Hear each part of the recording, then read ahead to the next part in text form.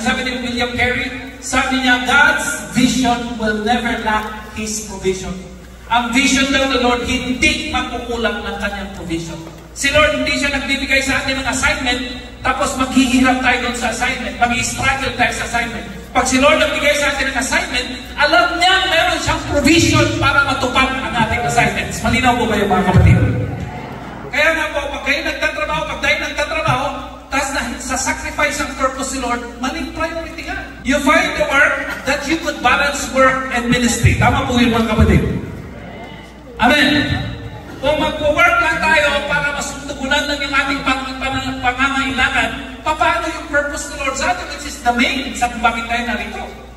So sabi ni Lord, teka lang, the reason why I created you, the reason why I sent you there on earth is to fulfill my purpose. Hindi para magkaroon ka ng existence, hindi para masuklayan ang iyong pagkain. Teka lang, sa mundo niya na silang, ang reserve ko sa iyo ay eternity. At yung eternity, hindi magkukulang. Sa kaharian ng Diyos, sagana ang kanyang provision. So dito sa mundong ito, pansamantala. So hindi pwedeng pansamantala nating existence, mag-sacrifice natin yung pinaka-main purpose ni Lord sa ating buhay. Sapagkat kung yun ang nangyari, matitigil yung source ni Lord para sa atin.